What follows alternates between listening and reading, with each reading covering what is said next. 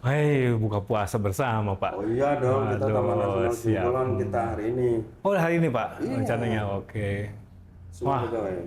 terkait dengan Taman Nasional, kemarin saya dengar isunya Gunung Bromo cukup lumayan Oh itu, Pak, iya, terkait ladangnya gimana itu, Pak?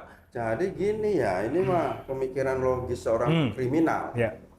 Kita nih kan namanya juga Polhut. Polhut itu harus berpikirnya bagaimana cara bertindak orang itu. Oke. Di mana-mana yang namanya kriminal itu tentu ada yang namanya kesempatan, ada juga peluang dan kesempatan. Kalau itu ada ya pasti akan dilakukan. Kebetulan di Bromo itu ya bentuknya kayak hutan, bentuknya sama, terus di situ tidak ada yang ngawasi dan sebagainya. Nanamlah dia di situ. Oh, Ya mirip lah di mana-mana juga Ya, ya, yang ya. namanya maling motor, ya. dia mencari dulu tempat yang sepi. Yang kedua, motornya ini berharga enggak? Yang ketiga, di situ ada kamuflasenya enggak? Dan terakhir adalah waktunya pas tidak. Pasti dia menentukan waktu yang tepat. Oke. Sama seperti itu. Oh, gitu, Pak ya. Jadi memang artinya itu ada oknum dari Luar. ini luar lah istilahnya Betul. kan. Sama di mana-mana coba kita perhatikan. Yang namanya para pelaku penanam tentu mencari tempatnya ya di hutan. Betul, Baik betul. itu pernah kejadian di Iya, iya. Ciamis, pernah kejadian di Garut, apalagi di Aceh, itu semua juga ada seperti itu. Jadi kebetulan pelaku ini melihat Bromo pas tengah hutan. Oh, Itu dilakukan jadi memang seperti itu. area yang memang dimungkinkan oleh pelanggar tadi untuk Iya. menanam itu. Nah, ini saya dengar juga kan kemarin kan ada penutupan juga nih, Pak, terkait dengan penutupan kawasan Bromo itu sendiri. Nah, ini kaitannya apa dengan Itu nggak ada kaitan sama yang penanaman. Oh, Di mana-mana yang namanya kawasan yang dilakukan pengelolaan kawasan untuk wisata seperti pendakian, Ya. tentu ada pembukaan dan penutupan. oke. Itu pola manajemen dari pemilik kawasan. Apa gunanya? Untuk merecovery kawasan itu biasanya seperti itu. Pertama, yang biasa rumput itu diinjak para pendaki, terus menerus berbulan-bulan diberi kesempatan rumput itu kembali Untuk pulih. tumbuh lagi apa ya Begitu istilahnya. juga dengan satuannya yang dulunya itu terfragmentasi karena banyak pendaki. Nah, pada saat tidak ada pendaki, tentu mereka berkumpul, bertemu. Apalagi kalau seperti padang penggembalaan, kayak di Bromo seperti itu. Karena memang tempatnya buat satwa-satwa itu seperti ya. itu. Jadi recovery memang ada waktu khusus untuk dikembalikan ke alamnya gitu kan, Iya. untuk tumbuh-tumbuh Satwa juga gitu. perlu waktu Betul. bertemu sesamanya. Iya, Pak. Untuk mating system Nah. atau perkawinan sehingga kelestarian satwa tuh terus berlanjut.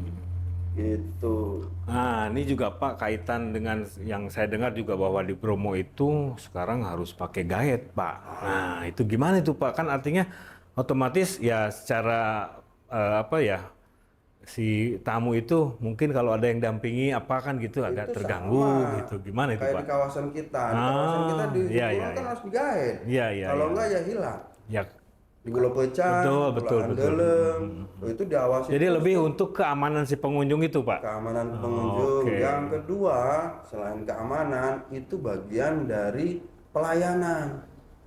Oh, pelayanan daripada Taman Nasional itu sendiri gitu, Pak. Jadi Manajemen. semakin tinggi dari suatu wisata, salah satunya adalah pelayanan terhadap Iya, para iya, pengunjung. Gak usah pergi jauh ke Bromo, di kawasan kita aja harus Iya, didampingi. betul, Pak. Memang Nanti kalau hilang gimana? tanggung jawab siapa kan Siapa? gitu. Ya, betul, betul. Maka kita sebagai pengelola kawasan wajib menyiapkan pendamping itu.